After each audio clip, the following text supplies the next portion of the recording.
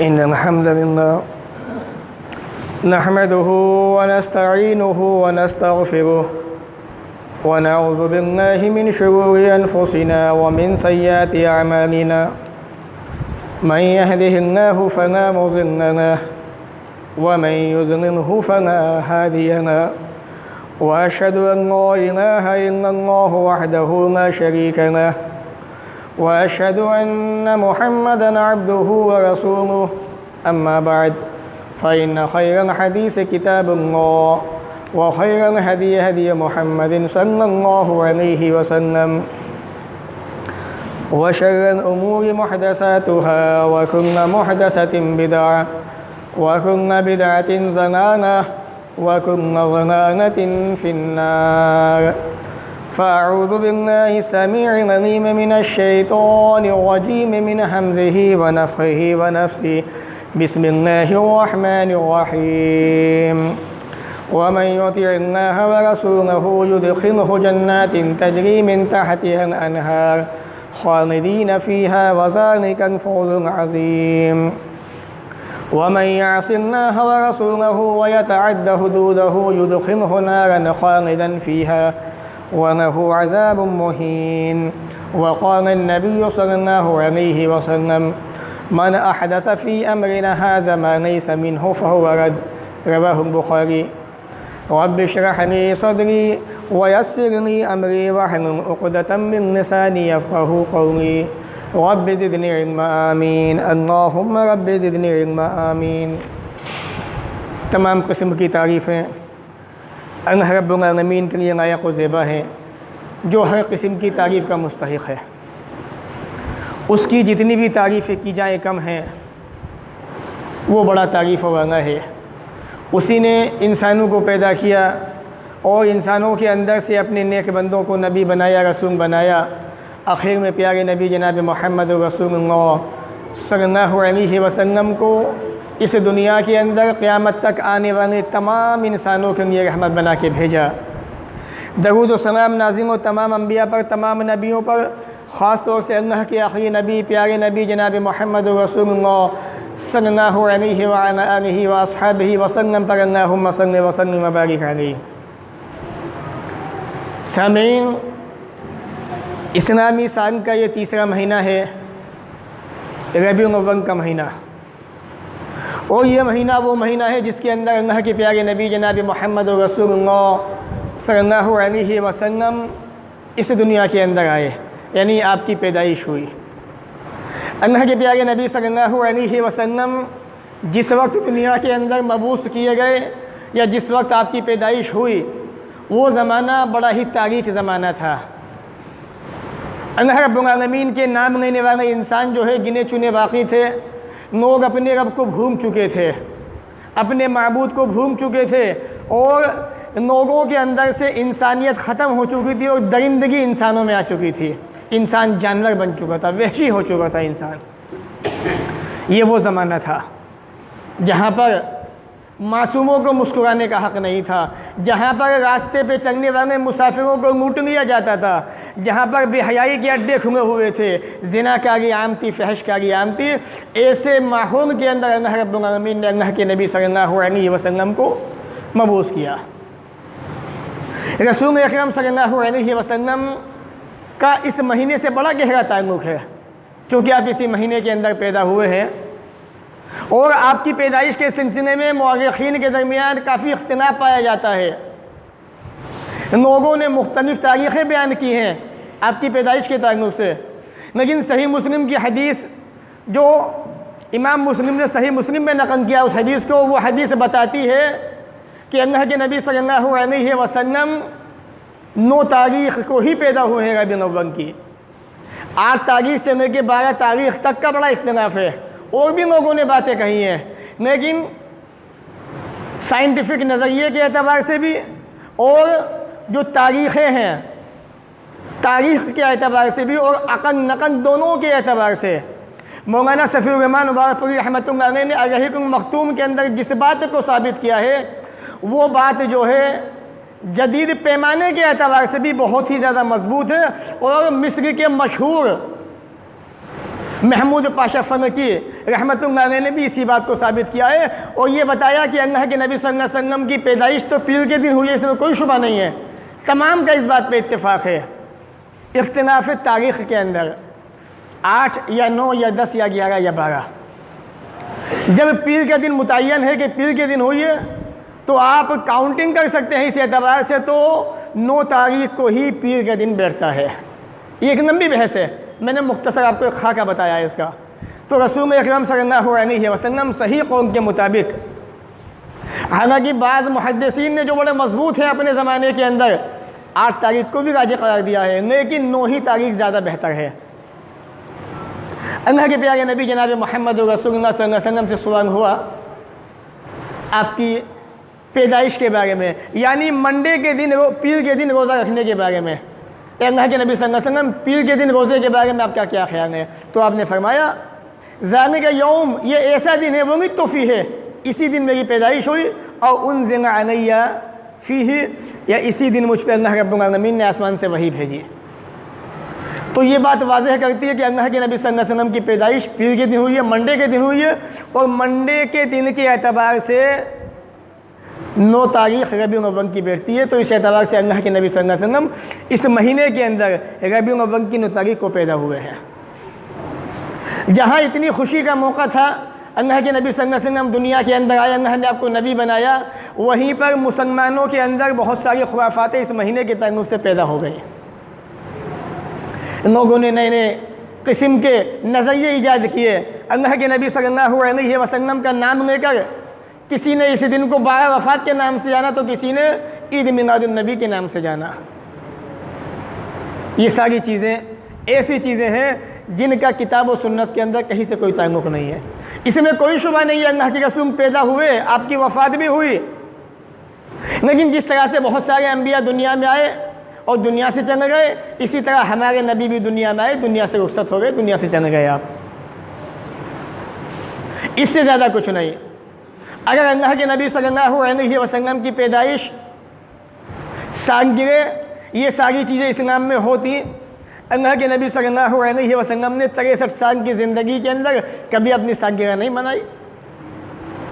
लेकिन एक मुसलमान है जो अपने आप को अल्लाह के रसूल का मानने वाला कहता है, वो अड़ा हुआ है अपनी बात पर कि नहीं साहब मैं तो मनाऊंगा। नहीं मनाओ, गुनाह करने का शौक़ कीजिए आप, लेकिन याद रखो ये नाफरमानियाँ, ये गुनाह तुम्हें नहीं डूबेंगी। अगर तुम अपनी हरकतों से बाज नहीं आए, तुमने तौबा ही नहीं की बिदअत से, गलत बातों से, अल्लाह रसूल की नाफरमानियों से, तो फिर अंजाम अच्छा नहीं होगा। ये महीना हमें इस बात की याद दिलाता है कि अल्लाह के नबी सल्लल्लाहु अलैहि वसल्लम इस महीने के अंदर पैदा हुए। अरब की वो सरज़मीन जहाँ पर तारीकी ही तारीकी थी, अंधेरा ही अंधेरा था, कोई अल्लाह का नाम लेने वाला नहीं था, रसूल अकरम सल्लल्लाहु अलैहि वसल्लम ने वहाँ पे आके इस्लाम की रोशनी को रोशन किया, इस्लाम की शमा जलाई वहाँ पे आपने, और लोगों को तौहीद की दावत दी, अल्लाह की तरफ बुलाया। आज लोग तौहीद की तरफ तो नहीं बुलाते बल्कि बिदात की तरफ दावत देते हैं, जबकि अल्लाह के प्यारे नबी सल्लल्लाहु अलैहि वसल्लम ने फरमा दिया मन अहदस फी अमरिना हाज़ा मा लैसा मिन्हु फहुव रद्दुन। सही बुखारी हदीस नंबर 2697। जिस आदमी ने कोई भी ऐसा काम किया जिस पे हमारा हुक्म नहीं है या जो दीन से नहीं है, वो काम मरदूद है, काबिल कबूल नहीं है। अल्लाह के बंदों मुसलमानों, ज़रा सोचो अपने दिमाग से, अल्लाह ने अक़ल दी है, दिमाग दिया है तुम्हें, और तुम्हें दुनिया का सबसे अशरफ, सबसे बेहतर बनाया है। काम वही काबिल कबूल है जिस पे अल्लाह रसूल की मोहर है, जिसका नबी ने हुक्म दिया, अल्लाह ने हुक्म दे दिया, वही काम काबिल तारीफ़ है, काबिल कबूल है। अपनी तरफ से कुछ भी ईजाद कर लो, कुछ भी कर लो, अगर नबी का हुक्म नहीं है, सारी ज़िंदगी नमाज़ें पढ़ते रहो। कौन सी नमाज़ें? ऐसी नमाज जिसका नबी ने हुक्म नहीं दिया। अपनी तरफ से क़ज़ाए उम्री बनानी तुमने कि साहब हम तो क़ज़ाए उम्री पढ़ते रहेंगे सारी ज़िंदगी, रोज़ाना इतनी इतनी नमाज़ें पढ़ेंगे, कोई फ़ायदा नहीं है, नबी का हुक्म मौजूद नहीं है। क़ज़ाए उम्री का सबसे आसान तरीक़ा मैंने बताया था, एक बात आ गई, बात छिड़ गई। रोज़ाना नफिल नमाज का अहतमाम कीजिए, आपकी छूटी हुई नमाज़ें उसी के ज़रिए से मुकम्मल होंगी क़यामत के दिन। सबसे आसान तरीक़ा है क़ज़ा, लेकिन नहीं, हम तो अपने मन की मानेंगे, किसी की नहीं मानेंगे। जो करना है कीजिए, एक वक्त मुतय्यन है सबका आने जाने का, किसी को आना है किसी को जाना है, जो आएगा फिर वो बाद में जाएगा, फिर जिसे आना है वो आएगा। ये दुनिया का सिलसिला चला हुआ है। लेकिन याद रखो, अगर रसूल की नाफरमानी करके दुनिया से गए तो कोई बचाने वाला नहीं होगा, कोई बचा नहीं सकता। रसूल की बात दुनिया से मान के जाओगे तो यही रसूल क़यामत के दिन हौज़े कौसर से जाने के बाद तुम्हारे सिफारिशी बनेंगे। अल्लाह के सामने पेशानी को झुकाएंगे अपनी, रब कहेगा कि पेशानी को उठाइए, नबी उठाएंगे और हम जैसे गुनहगार बंदों के बारे में सिफारिश करेंगे जो दुनिया से नबी के होके गए थे, नबी को मान के गए थे, उनके बारे में सिफारिश फरमाएंगे। अल्लाह ताला नबी की सिफारिश को मान के जन्नत के अंदर दाखिल फरमाएगा। कब तक अल्लाह रसूल की नाफरमानी करोगे? कब तक दुनिया के होके रहोगे? दुनिया तो तबाही की तरफ चल पड़ी है, दुनिया तो तबाही की तरफ जा चुकी है, कुछ नहीं पता कब क्या हो जाए। अपने ईमान को संवारने की कोशिश करो, अपने ईमान को बनाने की कोशिश करो। आओ अल्लाह रसूल की तरफ, आओ कुरान और हदीस की तरफ, आइए मसाजिद की तरफ और अपनी पेशानी को रब के सामने झुकाने की कोशिश कीजिए। मौत का पता नहीं कब आ जाए। नबी ने कहा है, बेशक बुखारी की हदीस है कि मेरी उम्मत की उम्र 60 से 70 के बीच में है, लेकिन आज के वक्त में नौजवानों की डेथ ज़्यादा होती है, नौजवानों में जज्बा भी ज़्यादा है। बाइक पे जा रहे थे, जोश में ज़्यादा थे, पता चला हादसा हो गया, चंद बसे दुनिया से। आज हालात बड़े नाजुक हैं, कुछ नहीं पता कब हादसा हो जाए, कुछ नहीं पता। इसीलिए सबसे पहले अपने मन को साफ़ कीजिए, अल्लाह रसूल की तरफ आइए।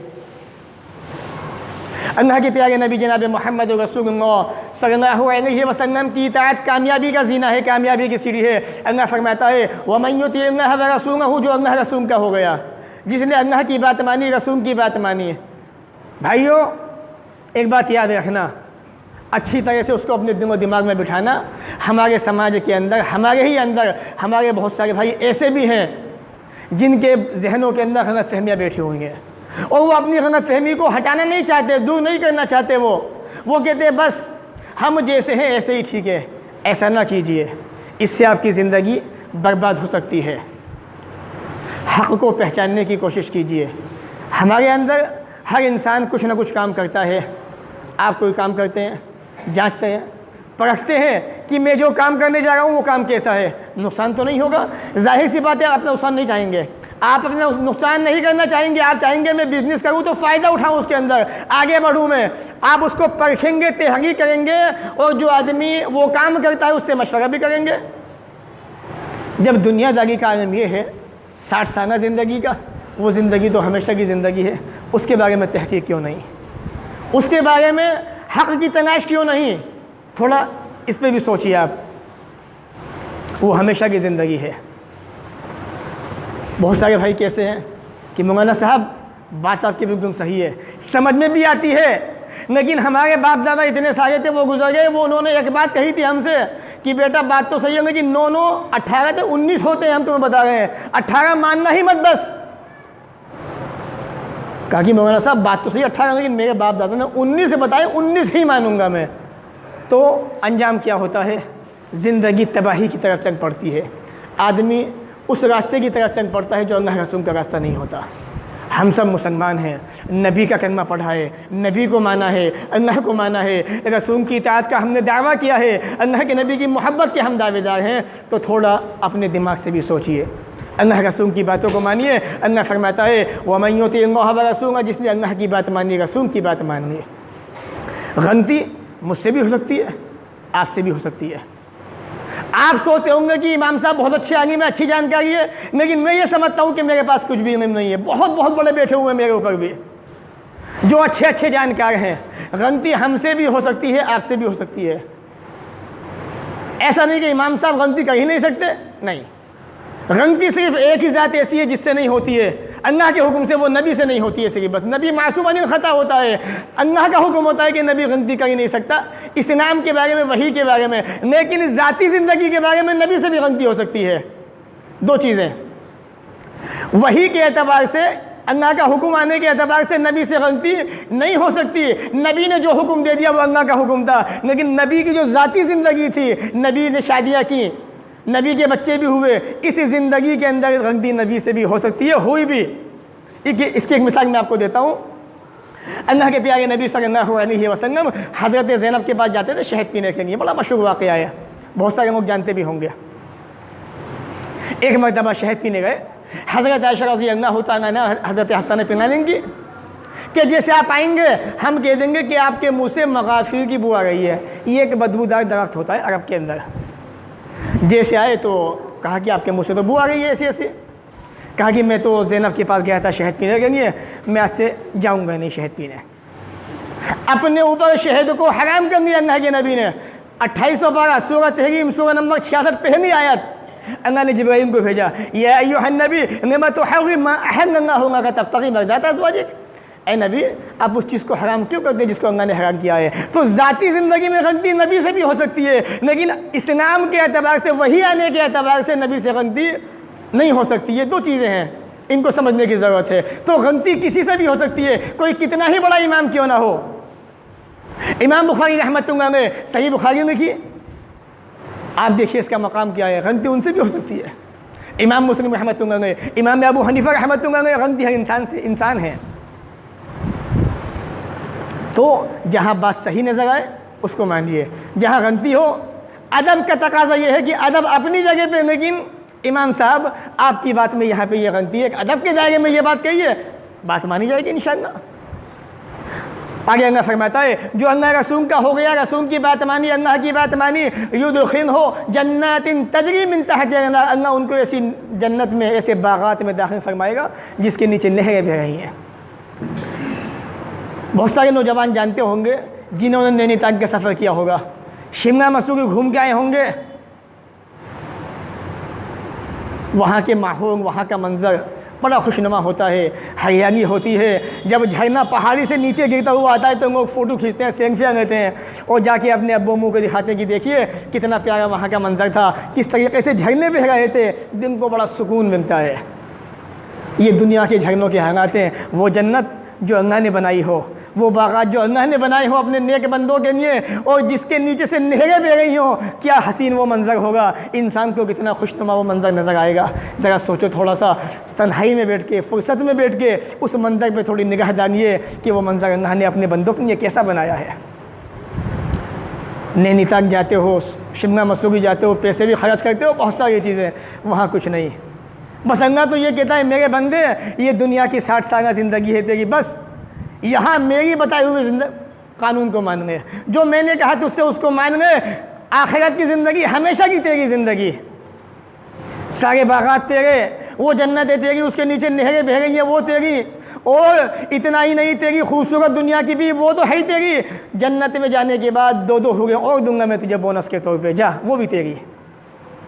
कोई पैसा नहीं, कोई कुछ नहीं आपसे, बस अल्लाह ये चाहता है कि मेरे बंदे दुनिया के अंदर मेरी इताअत करें, मेरी बात माने, शैतान के बहकावे में ना आए। अल्लाह फरमाता है खालिदीन फ़ीहा।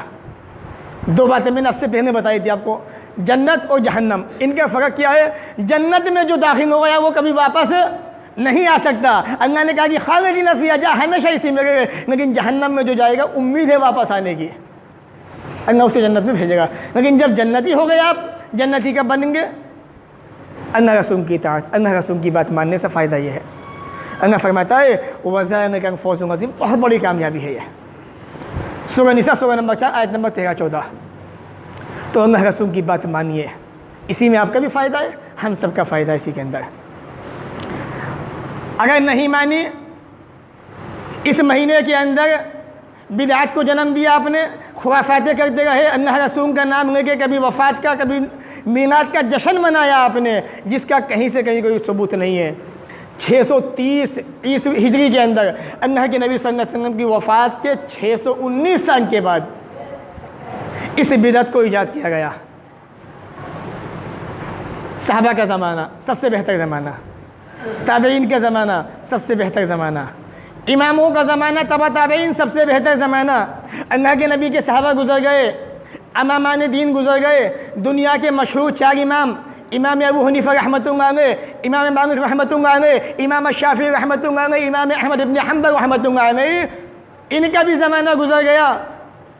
इमाम बुखारी आए, इमाम मुस्लिम आए, मुहद्दिसीन की जमातें आई, सब गुज़र गए दुनिया से। किसी ने न वफ़ात मनाई न जश्न मनाया। 630 ईस्वी के अंदर एक बेगैरत ने इस काम को ईजाद किया और मुसलमानों ने उसको दीन समझ लिया। क्या इंसाफ है? 630 ईस्वी हिजरी से पहले जो ज़माना था, जब ये चीज़ वहाँ थी नहीं, तो आज कैसे दीन बन सकती है? इमाम बानी की बात याद आ गई। आप फरमाते थे, लोगों जो चीज़ नबी के ज़माने में दीन नहीं थी वो आज भी दीन नहीं बन सकती है। तो जिस आदमी ने नहीं माना अल्लाह रसूल की बात, हद से आगे बढ़ने की कोशिश की, बिदअतों को जन्म दिया, अल्लाह फरमाता है वमन यअसिल्लाह व रसूलह, जिसने अल्लाह रसूल की नाफरमानी की, व यतअद्दा हुदूदहू, अल्लाह की हद को क्रॉस कर दिया, लिमिट से को पार कर दिया, युदखिलहु नारन खालिदन फीहा, अल्लाह उसको ऐसी आग में दाखिल फरमाएगा जिसमें वो हमेशा रहेगा, वहाँ से आएगा नहीं वापस। और वलहु अज़ाबुन मुहीन, उसके लिए बड़ा ही रुसवा करने वाला अज़ाब भी है। तो रसूल की इताअत का फ़ायदा और रसूल की नाफरमानी का ख़तरनाक अंजाम जहन्नम, फ़ायदा जन्नत। एक जगह अल्लाह फरमाता है वातिउल्लाह व रसूलह, ऐ लोगों अल्लाह की बात मानो, रसूल की बात मानो। क्या तुम नहीं चाहते कि तुम अल्लाह की बात मानो?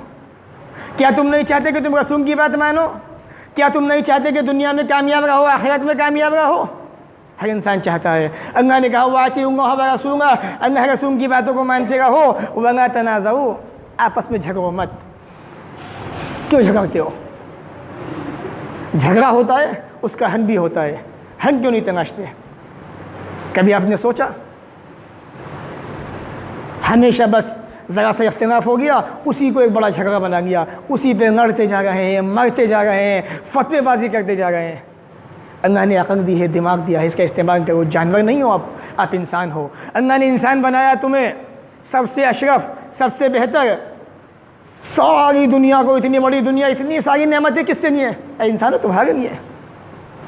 सब तुम्हारे लिए बनाई है अल्लाह ने। क्यों? तुम्हारे पास दिमाग है, अक़ल नहीं, इसलिए अल्लाह ने सारी नेमतें बनाई। तो अल्लाह ने कहा वला तनाज़ऊ, आपस में झगड़ो मत, फतशनु, वरना बुज़दिल हो जाओगे।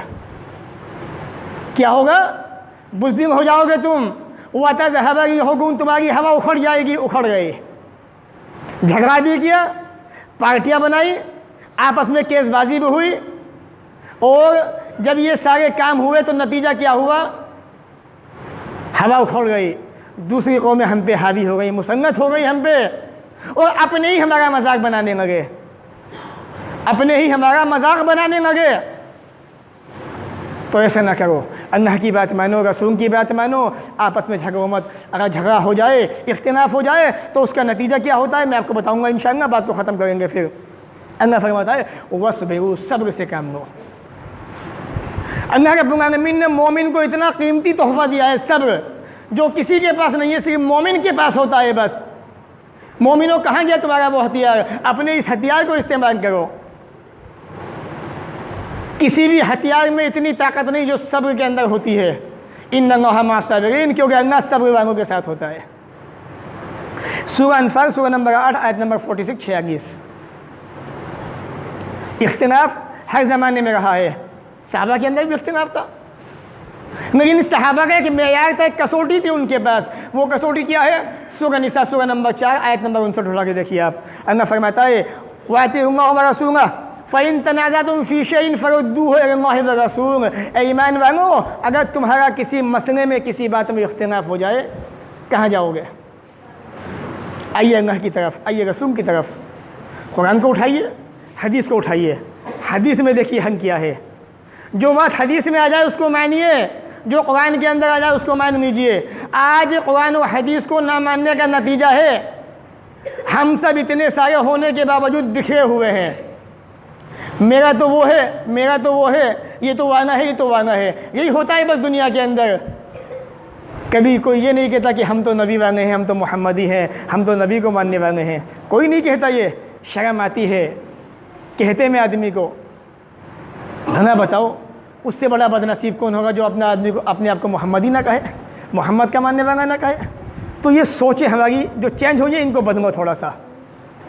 मोहम्मदी कहने में फ़ख्र महसूस करो अपने आप को, अल्लाह के नबी का मानने वाला। तो अल्लाह ने कहा कि फ़इन तनाज़अतुम फ़ी शैइन, किसी मसले में इख्तिलाफ हो जाए, फरुद्दूहु इलल्लाहि व रसूल, अल्लाह रसूल के दरबार में आ जाओ। जो कुरान कहता है मान लो, जो हदीस कहती है मान लो। तुम्हारी नाक की कोई हैसियत नहीं, तुम्हारी बिरादरी की कोई हैसियत नहीं। क्यों? अल्लाह के नबी ने फरमा दिया था नौकानत फ़ातिमा बिन्त मोहम्मद सल्लल्लाहु अलैहि वसल्लम न सरक़त न क़तअत यदहा, अल्लाह की कसम मोहम्मद की बेटी सल्लल्लाहु अलैहि वसल्लम की बेटी फ़ातिमा भी चोरी कर दी तो मोहम्मद उसका भी हाथ काट देता। ये था इंसाफ, ये है कुरान और हदीस की इत्तिबा। जहाँ कुरान का हुक्म आ जाए किसी की कोई हैसियत नहीं, हदीस की बात आ जाए किसी की कोई वैल्यू नहीं। इन कुंतुम तुमिनून बिल्लाहि वल यौमिल आखिर, अगर वाकई तुम अल्लाह रसूल को मानते हो, अगर तुम्हारा ईमान आखिरत के दिन पे है कि क़यामत का दिन आएगा, हमें अल्लाह के सामने जाना, हिसाब व किताब देना है, ये यकीन तुम्हारे दिलों के अंदर है तो अल्लाह रसूल की बात मानिए। अगर ये यकीन नहीं है तो जो चाहो वो करो। अल्लाह ने तुम्हें इख्तियार दिया है, अल्लाह ज़बरदस्ती किसी के साथ में नहीं करता है। अगर वो ज़बरदस्ती करता तो कोई इंसान गुनाह करता ही नहीं, कोई इंसान जो है गलत करता ही नहीं। लेकिन अल्लाह ने इंसान को दुनिया में भेजा आजमाने के लिए कि बंदे मैंने तुझे आजमाने के लिए भेजा, जा मैंने तुझे पूरा इख्तियार दिया है। अब कभी कभी बहुत सारे बंदे कहते हैं कि ये जब अल्लाह ने तकदीर बना दी है, लिख दी है, तो हमें क्या पता हमारी तकदीर में क्या है। तो मैं तो कहता हूँ भाई आग में कूद जाओ, अगर नहीं जल जाएंगे, बचे ना आग से, ऐसे ही गुनाहों से बचो। कोई इंसान आग में नहीं कूद सकता, पता है कि आग जला देगी, तो ऐसे ही गुनाह भी आपको क़यामत के दिन जलाएंगे। जिस तरीके से आप आग से बचते हो, आप रोड पे जा रहे हो, आपको पता है मुझे रोड क्रॉस करना है, बस स्पीड से आ गई है, आप क्रॉस नहीं करोगे। क्यों? बस से टक्कर होने के बाद आपका ख़त्म हो जाएगा। आपको पता है आप बचेंगे, जिस तरह से आप रोड क्रॉस करते हैं, बस से बच रहे हैं अपने आप को बचाने के लिए, इसी तरह गुनाहों से बचिए आप। अल्लाह फरमाता है जब तुम इख्तिलाफ़ात के अंदर अल्लाह रसूल की बात को मानोगे, ज़ाने खैर, ये बहुत बेहतर बात है, ये वह अहसन ताबीना, और बहुत ही अच्छा है, ये बेहतरीन चीज़ है, बेहतरीन बात है। ये अंजाम के एतबार से भी अच्छा है और मानने के एतबार से भी अच्छा है। अगर नहीं मानोगे अल्लाह रसूल की बात, आखिरी बात को ख़त्म करते हैं, मैं आपको आपका अंजाम भी बता देता हूँ और मानने का फ़ायदा बता देता हूँ। अल्लाह फरमाता है फना व रब्बिक, ऐ नबी तेरे रब की कसम, दुनिया के अंदर 1,24,000 नबी आए दुनिया के अंदर। बाद मुहद्दिसीन ने इस रिवायत को ज़ईफ़ कहा है, बाद ने सही भी कहा है इस हदीस को। इतना तो है कि बहुत शुमार अम्बिया आए, बेशुमार, 1,24,000 जितने नबी आए, अल्लाह ने किसी नबी की रिसालत की कसम नहीं खाई। अगर कसम खाई तो जनाब मोहम्मद रसूलुल्लाह सल्लल्लाहु अलैहि वसल्लम की रिसालत की खाई। ऐ नबी तेरे रब की कसम, ना युमिनूना, ये मोमिन हो ही नहीं सकते, ये मोमिन हो ही नहीं सकते। अल्लाह ने मना कर दिया आप मोमिन नहीं हो। अब क्या करोगे? हत्ता युहक्किमूका फीमा शजरा बैनहुम, जब तक अपने इख्तिलाफात के अंदर नबी का फैसला नहीं मानोगे तब तक मोमिन नहीं बन सकते। फैसला मानिए नबी का तो आप मोमिन हो पक्के। अल्लाह ने वादा किया है, अल्लाह ने दावा किया है कि तुम मोमिन हो। सारी दुनिया कहे कि मोमिन है ही नहीं है, तो ये तो ऐसे है वैसे कहने तो दुनिया कह रही है। अगर तुमने नबी का फैसला मान लिया तुम सच्चे पक्के मोमिन हो, और जिस दिन तुम मोमिन बन गए दुनिया तुम्हारी है। ये रब के कुरान का फैसला है। ये वन तुम इनकुन तुम मोमिन, मोमिन बन के दिखाओ, दुनिया तुम्हारी है, सर्वमन तुम रहोगे, तुम्हारी बादशाह दुनिया में रहेगी, हुकूमत रहेगी तुम्हारी। तो उन्होंने क्या कहा? इख्तिलाफात के अंदर नबी को फैसला मानिए, इंसाफ करने लगना। फिर जो फैसला नबी कर दे उस फैसले से अपने दिलों के अंदर तंगी महसूस मत करना कि यार बड़े थे मैंने बात तो मान ली, लेकिन दिल नहीं मानता इस बात को, अच्छा नहीं किया उन्होंने ऐसा किया। अगर ये बात दिल में आ गई, किसी को पता भी नहीं है, तो भी ईमान से हट के आप बाहर आ गए, आप मोमिन नहीं है अल्लाह के नज़दीक। क्यों? क्योंकि जो इंसान रब के नज़दीक मोमिन होगा कामयाब वही होगा। भाई मैं आपको मोमिन कह दूँ, आप मुझे मोमिन कह दें, ऐसे थोड़ी ना होगा कि आपने मुझे कह दिया मैंने आपको कह दिया। अल्लाह ने जिसे मोमिन कहा है मोमिन तो वो है, रब के कुरान ने जिसे मोमिन कहा है मोमिन तो वो है। और वो कौन है? जिसने नबी का फैसला माना अपने इख्तिलाफात के अंदर, और नबी ने जो फैसला कर दिया वही युसल्लिमु तस्लीमा, नबी के उस फैसले से राज़ी भी हो गया, खुशी खुशी चला गया उस फैसले को मान के। सूरह निसा सूरह नंबर 4 आयत नंबर 65। तो ये थी चंद बातें जुमा के खुतबे के ताल्लुक़ से। कामयाबी का जीना अल्लाह की रसूल सल्लल्लाहु अलैहि वसल्लम, कामयाबी का जीना रब का कानून, कामयाबी की सीढ़ी रब का कुरान, कामयाबी का रास्ता अल्लाह के रसूल की हदीस है। यही चीज़ें हैं, इज़्ज़त अदब अपनी जगह पे, सारी चीज़ें। अगर कामयाबी चाहते हो दुनिया के अंदर भी, ख़ासकर आखिरत के अंदर, तो अल्लाह रसूल की तरफ आइए, उनकी बात को मानिए। देखो एक दिन दुनिया से जाना है, नबी की मान की जाओगे तो अल्लाह की कसम बहुत फ़ायदे में रहोगे। तुम्हारा ही फ़ायदा है, मेरा कोई फ़ायदा नहीं है, तुम्हारा ही फ़ायदा है। मैं तो बता के चला जाऊँगा, आप मानोगे, आपकी दुनिया तो सबके ना सबके कोई बात नहीं है, आखिरत आपकी सबक जाएगी, वो कामयाब हो जाएगी आपकी। इसलिए अल्लाह के बंदो, अल्लाह से डरो, अल्लाह रसूल की मानो। परवरदिगार हमें भी आपको भी नेक अमल की तौफीक अता फरमाए। जब तक दुनिया में रखे अल्लाह रसूल की अपनी और रसूल की इताअत करने वाला बनाए। परवरदिगार हमारे अंदर मोहब्बत कायम फरमा दे, इत्तेफाक व इत्तेहाद पैदा फरमा दे। ये अल्लाह भाई भाई बना दे, एक बना दे, नेक बना दे। मौला हमारे अंदर जो परेशान हैं उनकी परेशानी को दूर फरमा दे। ए अल्लाह कारोबार के अंदर तरक्की अता फरमा दे। ए अल्लाह हम सब के अंदर मोहब्बत कायम फरमा दे, किताब और सुन्नत पर अमल करने वाला बना दे, कुरान और हदीस से मोहब्बत करने वाला बना दे, पाँचों वक्त की नमाज़ें पढ़ने वाला बना दे। या अल्लाह नौजवानों के अंदर दीन की मोहब्बत पैदा फरमा दे, इनको कुरान को पढ़ने वाला बना दे, कुरान को समझने वाला बना दे, दीन की तरफ आने वाला बना दे, दीन से मोहब्बत करने वाला बना दे। या अल्लाह माओ बहनों की इज़्ज़तों को महफूज फरमा दे, अल्लाह उनको भी दीनदार बना दे, नेक बना दे, एक बना दे, नमाजी बना दे, कुरान को पढ़ने वाला बना दे, कुरान को समझने वाला बना दे। परवरदिगार रसूल से मोहब्बत करने वाला बना दे, सहाबा से मोहब्बत करने वाला बना दे। ये अल्लाह अपने ऊपर कुरान और हदीस को तरजीह देने वाला बना दे। ये अल्लाह हर वक्त, हर लम्हा, हर आन कुरान और हदीस की बात को मानने वाला बना दे। परवरदिगार हमारे देश के अंदर, हमारे मुल्क के अंदर अमन कायम फरमा दे, शांति पैदा फरमा दे। अल्लाह मुसलमानों पर रहम फरमा दे। ये अल्लाह हम तेरे ही बंदे हैं, तेरे ही मानने वाले हैं। अल्लाह गलती इंसान से ही होती है। परवरदिगार तेरे नबी ने फरमाया, हदीस सही मुस्लिम के अंदर मौजूद है, ए आदम के बेटो तुम गुनाह करते हो, मुझसे माफ़ी मांगो, मैं माफ़ कर दूँगा। ए अल्लाह हम तुझसे अपनी ख़ताओं की माफ़िया मांगते हैं। ए अल्लाह तो हमें माफ़ फरमा दे। परवरदिगार कभी कभी शैतान आके बहका देता है, अल्लाह हम बहक जाते हैं, हमें इतनी ताकत दे दे कि हम शैतान से ना बहक सकें। ए अल्लाह तू हमें इतनी तौफीक दे कि हम सिर्फ तेरी बात मानने वाले बन जाएँ, नबी की बात मानने वाले बन जाएँ, किताब और सुन्नत पर अमल करने वाले बन जाएँ। शैतान के बहकावे में कभी ना अल्लाह हमें तू ऐसा बना दे। परवरदिगार जब तक दुनिया में रख, इज़्ज़त से रख, ख़ात्मा भी हो तो ईमान पर हो। व आखिर दावाना अनिल हम्दुलिल्लाहि रब्बिल आलमीन।